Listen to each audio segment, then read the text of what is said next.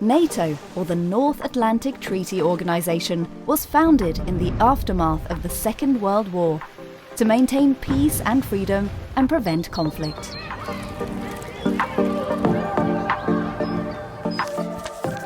In 1949, facing a growing threat from the Soviet Union, 12 countries from Europe and North America signed a treaty committing to the principle of collective defense.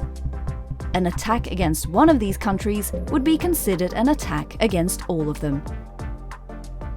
Since then, NATO has helped to preserve peace for its members by providing a unique forum for dialogue, peaceful resolution of disputes, and cooperation on a wide range of political and security-related issues. And also by deterring aggression from potential adversaries.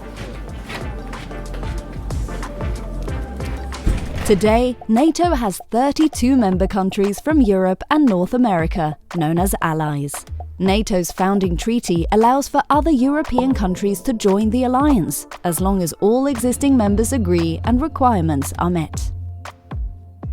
Aspiring members must share NATO's core values of individual liberty, human rights, democracy, and the rule of law, and also adhere to the principles of the United Nations Charter.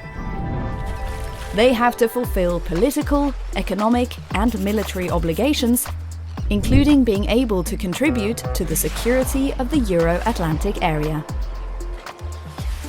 They must also have a functioning democratic political system and be committed to preventing crises and conflicts.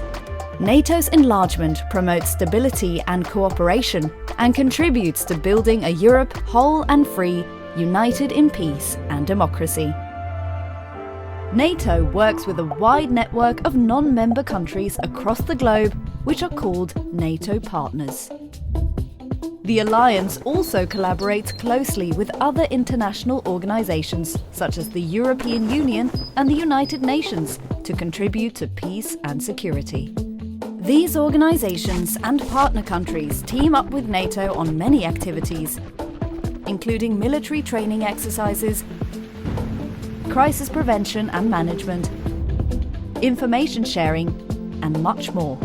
These partnerships allow NATO and its partners to tackle common challenges, like terrorism, cyber attacks, or climate change. Cooperating with partners that share NATO's core values contributes to stability beyond our borders and enhances our security at home. When you hear the word NATO, you probably think of planes, battleships, and armies. But the true heart of NATO is consensus. NATO is a place where countries come together to discuss security issues and agree on common responses. All member countries are represented equally in the North Atlantic Council, the chief political decision-making body of the alliance. Decisions are agreed by all allies. This means that when NATO acts, it reflects the collective will of all its members. NATO is also the only place that brings Europe and North America together every day to address issues related to our security and defense, demonstrating with concrete actions our strong transatlantic bond. There is no NATO army. NATO relies on member states to contribute forces. Every country brings something to the table, from troops and tanks to submarines and fighter jets. Allies effectively work together by using NATO standards, which range from ammunition sizes to the words that troops use to communicate. Allies also volunteer to lead military exercises and host NATO facilities on their territory, ensuring security across the Euro-Atlantic area. Every NATO country contributes to the costs of running the alliance based on a calculation linked to gross national income. And every member also contributes with a percentage of its budget and provides forces and capabilities to NATO. Allies share the costs of NATO's operations and missions, headquarters, command structure, and jointly owned equipment.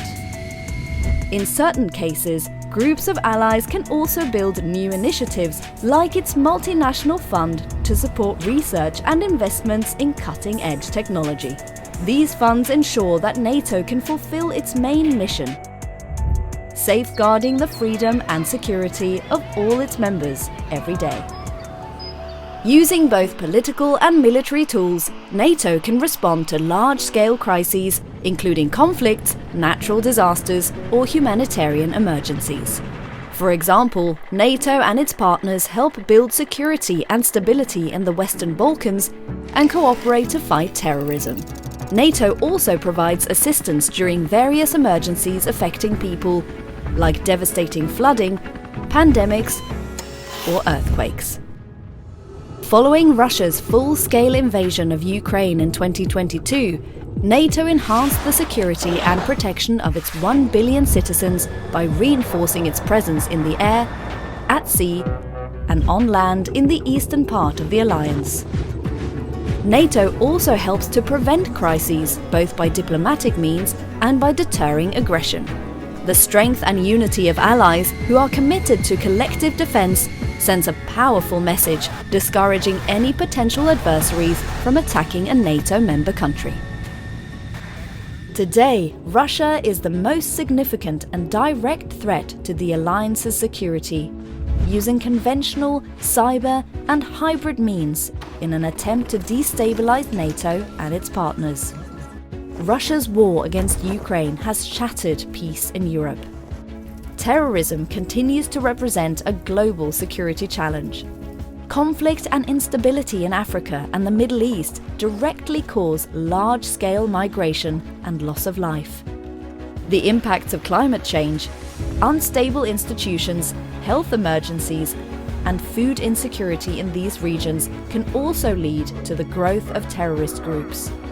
China's military buildup and coercive policies challenge NATO's interests, security, and values. Its malicious hybrid and cyber operations, including disinformation campaigns, target allies and threaten our security.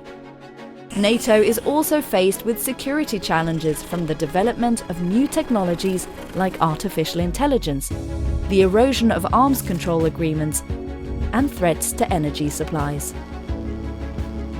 Since the alliance was founded, the world has fundamentally changed, but NATO's main goal remains unchanged. Year after year, the alliance will continue to adapt to keep its citizens safe, remaining ready to face tomorrow's challenges.